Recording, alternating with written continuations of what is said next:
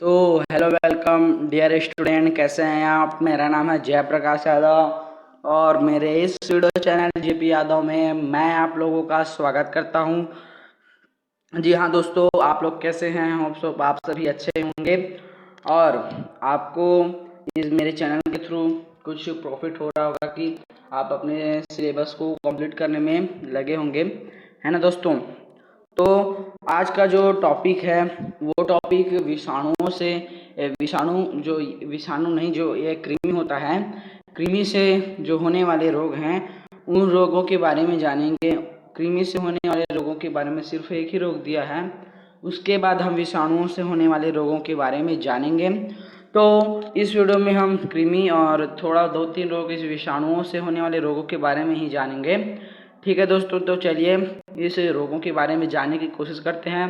और वीडियो देखने से पहले आप लोगों से मेरी रिक्वेस्ट है कि आप सभी अगर वीडियो अच्छा लगे तो लाइक कर देना, और जी हाँ दोस्तों, अपने दोस्तों के साथ शेयर भी कर देना ताकि उनको भी कुछ हेल्प हो सके। और अच्छा लगे तो मेरे चैनल को सब्सक्राइब भी कर लेना। तो चलिए दोस्तों, इन रोगों के बारे में जानने की कोशिश करते हैं। तो सब पहला रोग दिया है हाथी पांव फाइलेरिया या फाइलेरियासिस। शायद आपने ऐसे कभी किसी व्यक्ति को देखा होगा जिसका एक पैर, और जो एक पैर होता है वो दोनों पैर सामान्य से वो बहुत अधिक मोटा हो जाता है ना। ऐसा क्यों होता है? तो ऐसा क्यों होता है, इसका कारण जो कृमि द्वारा होने वाला रोग है, संक्रामक रोग है, वो भी कृमि द्वारा होने वाला रोग संक्रामक रोग है। फाइलेरिया, जो रोग फाइलेरिया होता है उसके कारण होता है। और ये जो फाइलेरिया रोग नामक रोग है, इस रोग का संक्रमण जो क्विलेक्स मच्छर होता है उसके काटने से होता है। क्विलेक्स मच्छर के काटने से फाइलेरिया नामक संक्रामक रोग होता है और ये कृमि से होने वाला रोग है। ठीक है। और ये जो रोग है, ये कृमि वाउचेरिया बैंक्रापाइट जो जीवित और मृत ये दोनों अवस्था में रोग उत्पन्न करते हैं। जो क्यूलेक्स मच्छर के काटने से रोगी में जो कृमि वाउचेरिया बैंक्राप्टाई जो ये रहता है कृमि, है ना, सूक्ष्म जीव जो कृमि होता है वो जीवित और मृत अवस्था में दोनों स्थिति में वो रोग उत्पन्न करता है।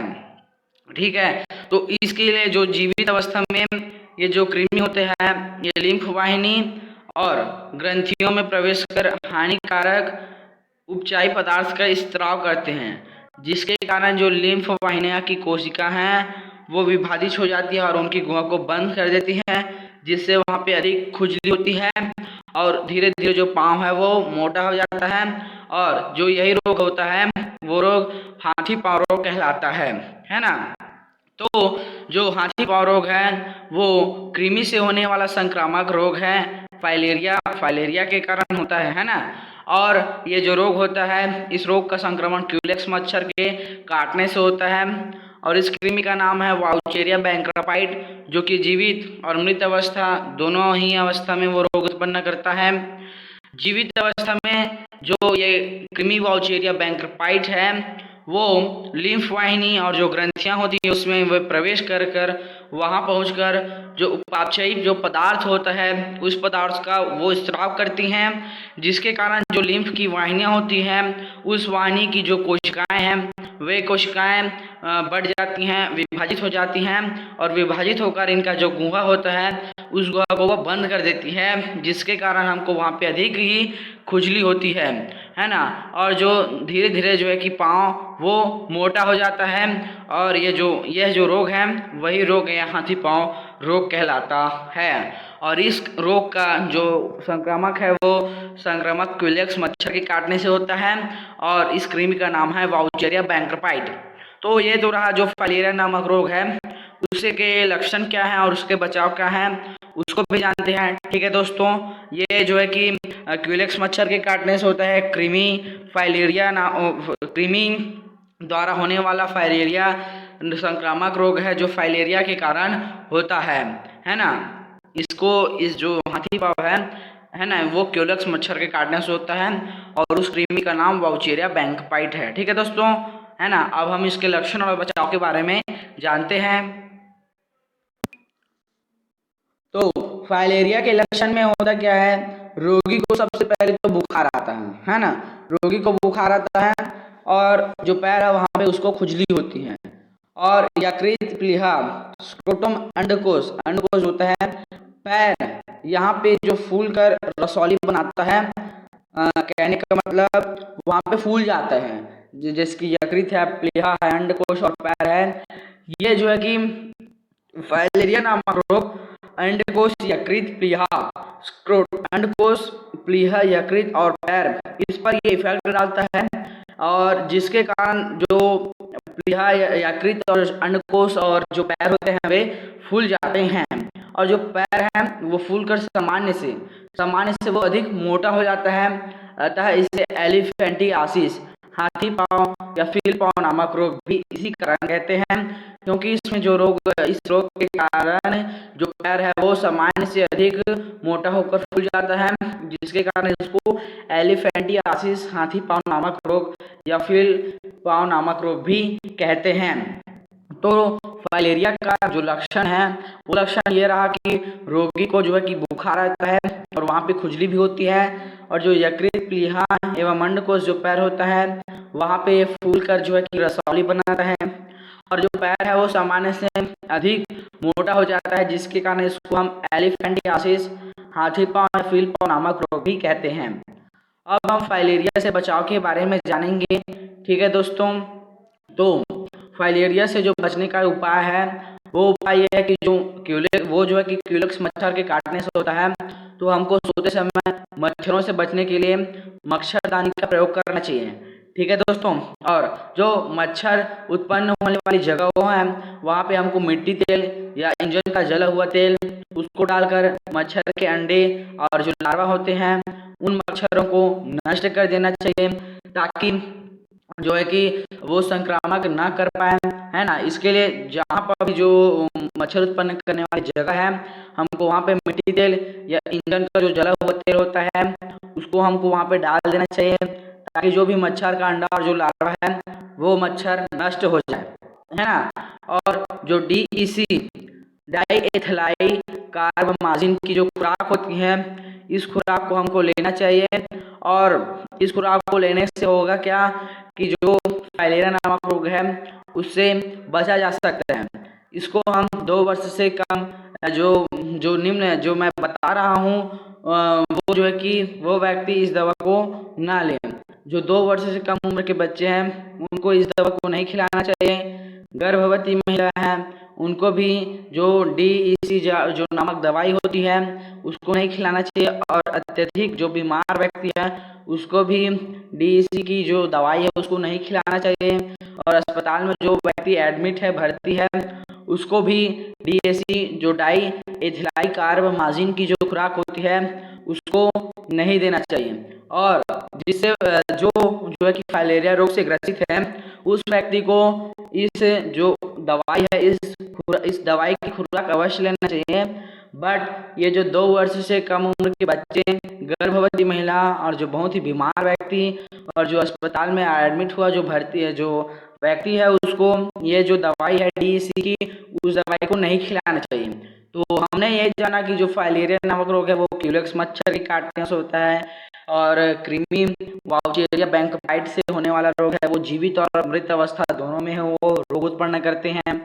ठीक है दोस्तों, और जो लीफ वाहिनियाँ की कोशिका है उसको वो बंद कर वहाँ पे जो गुहा होता है उनको बंद कर देता है, जिसके कारण वहाँ पे खुजली होता है और हमारा पैर मोटा हो जाता है ना।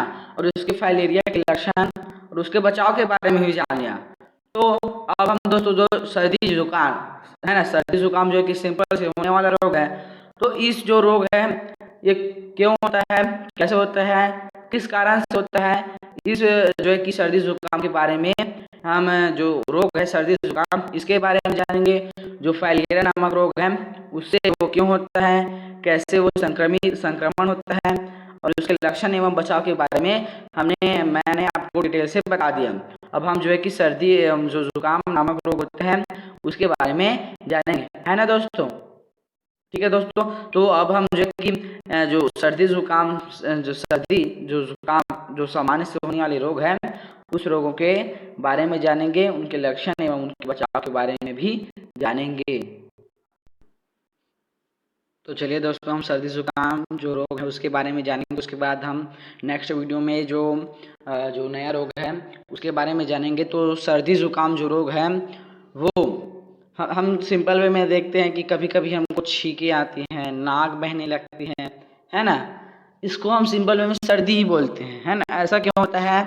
ये जो है कि विषाणु से होने वाला रोग सर्दी जुकाम इसके कारण होता है। ऐसा जो विषाणु है, जो विषाणु नामक सूक्ष्म जीवी है, उसके कारण हमको सर्दी जुकाम जो रोग है वो होता है। और ये रोग किसी को भी हो सकता है, छोटे हो, बड़े हो, बुजुर्ग हो, है ना, नौजवान हो, किसी को भी हो सकता है ना। और ये जो सर्दी है वो राइनो वायरस द्वारा होने वाली विषाणु जनक संक्रामक रोग है। और इसमें जो श्वास नली की जो ऊपरी में श्लेष्मा झिल्ली है ना, जो विशेषतः नाक व गले की वायरस से संक्रमित होती है ना। श्लेष्मा जो हमारे नाक में पाया जाता है वो क्या करता है, हमारे श्वास में अगर धूल के कण या कुछ भी गंदे धूल में पॉल्यूशन आए तो उसको रोकता है, और जो स्वस्थ जो श्वास है उसको हमारे श्वास नली से जाते हुए देखता है। तो कभी कभी ये जो राइनो वायरस सर्दी जो है कि राइनो वायरस द्वारा होने वाला विषाणु जन्य संक्रामक बीमारी है। ठीक है, तो इसमें होता क्या है कि जो श्लेष्मा होता है, जो नाक में एक श्लेष्मा झिल्ली पाया जाता है, ये वायरस उसको संक्रमित करता है। और कभी कभी ये जो अन्य वायरस के संक्रमण से जो सर्दी शरीर में दर्द और बुखार भी आ जाता है।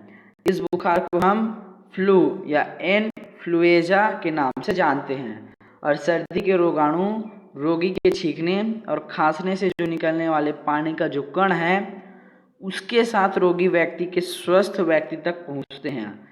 रोगी इसलिए हम बोलते हैं कि जो रोगी है सर्दी जुकाम से, जो भी रोगी या पीड़ित व्यक्ति है, उस व्यक्ति को प्रयुक्त वस्तुओं, रुमाल, तौलिया आदि का उपयोग करना चाहिए।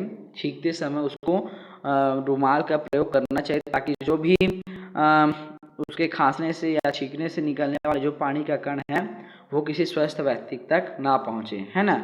तो सर्दी जुकाम जो है कि वो विषाणु से होने वाला रोग है ना। और राइनो वायरस जो विषाणु होता है उससे ये होता है। और ये जो रोग है वो जो हमारे श्वास नली में, नाक में जो श्लेष्मा झिल्ली पाया जाता है वहाँ पर ये संक्रमण करता है, और इसके कारण हमारे शरीर में दर्द और बुखार होता है। हम इस बुखार को फ्लू या इन्फ्लुएंजा के नाम से जानते हैं। ठीक है, और जो सर्दी से जो पीड़ित व्यक्ति है उसको छींकते या खांसते समय तौलिया या रुमाल का यूज़ करना चाहिए, ताकि उसके छींकते या खांसते समय जो भी पानी का कण है वो स्वस्थ व्यक्ति तक ना पहुँचे, क्योंकि ये संक्रामक रोग है। जो भी ये छींकते या खांसते समय अगर पानी के कण स्वस्थ व्यक्ति तक पहुँचता है तो उसको भी यह जो सर्दी जुकाम रोग है वो हो सकता है। सर्दी का लक्षण क्या होता है ये तो आप सबको पता है कि उसमें बार बार हमको छींकें आती हैं, नल से जली जो नाक होता है उससे जली स्त्राव होना या नाक बहना होता है, नाक जो है कि लाल व सूजन हो जाता है ना, वहाँ पे जलन भी होती है। ठीक है, सर्दी के लक्षण ये रहे कि उसमें हमको बार बार छींकें आती हैं, नाक से जली स्त्राव होता है, नाक बहता है, नाक लाल हो जाता है, सूजन भी हो जाता है। और भी इसके बचाव है उसको भी देखते हैं। नाक जो है कि वो बंद हो जाता है, हमको सांस लेने में प्रॉब्लम होता है, हल्का जो है कि बुखार आता है, पूरे शरीर में दर्द और जो है कि सिर में भी दर्द होता है। नाक से जो है कि गले की खराश में के साथ हमको खांसी भी आती है ना। तो ये रहा जो है कि सर्दी के लक्षण उसमें है, बार बार छींकें आती हैं, नाक बहती हैं, नाक जो है कि लाल व सूजन हो जाता है, नाक हमारा बंद हो जाता है, हल्का जो है कि बुखार आता है, और पूरे शरीर या सिर में थोड़ा बहुत दर्द रहता है, नाक में और गले में खराश के साथ खांसी आना, है ना। ये जो है कि सर्दी के लक्षण हैं। सर्दी जुकाम से बचाव के लिए हमको क्या करना चाहिए? निम्न बातों को फॉलो करना चाहिए। मैं आपको बता रहा हूँ, जो स्वस्थ व्यक्ति है उसको रोगी व्यक्ति के संपर्क में नहीं आना चाहिए, आने से बचना चाहिए, नहीं आने से बचना चाहिए, ठीक है।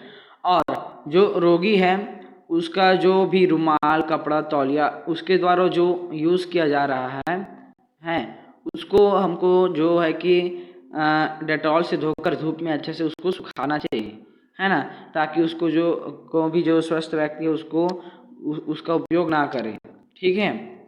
जो है कि सर्दी ज़ुकाम से जो है कि ये दूसरे पर भी फैलेगा ना, इसलिए हमको जो है कि जो भी सर्दी ज़ुकाम से रोगित या पीड़ित व्यक्ति हैं उसको हमको जो है कि उससे जो भी होने वाला है, जो ने उसको यूज़ किया है रुमाल या तौलिया, कपड़ा जो भी है, उसको जो स्वस्थ व्यक्ति उसको प्रयोग नहीं करना चाहिए। उसको हमको डेटॉल से उसको धोकर हमको धूप में अच्छे से सुखाना चाहिए। और जो भी सर्दी से जो रोगी है उसको छींकते या खांसते समय रुमाल या साफ कपड़े या हाथों से अपने नाक या मुंह को ढक लेना चाहिए, ताकि जो पानी के कण है वो स्वस्थ व्यक्ति तक ना पहुँचे और उसको ऐसा रोग ना हो। तो ये तो रहा जो सर्दी ज़ुकाम से लक्षण और उनके बचाव के बारे में, कि वो राइनो वायरस विषाणु से होने वाला रोग है ना, और वो भी संक्रामक रोग है। जो है कि इसके लक्षण के बारे में जाना, इसके बचाव के बारे में जाना। अब हम नेक्स्ट वीडियो में जो छोटी माता चिकन पॉक्स है उसके बारे में जानेंगे। तब तक के लिए हमारे चैनल के साथ बने रहना, और वीडियो अच्छा लगे तो लाइक कर देना दोस्तों, ठीक है दोस्तों। मिलते हैं नेक्स्ट वीडियो में, और हम नए जो रोग हैं उसके साथ उसकी नई इन्फॉर्मेशन जानकारी के साथ मिलते हैं। बाय, ठीक है दोस्तों, बाय।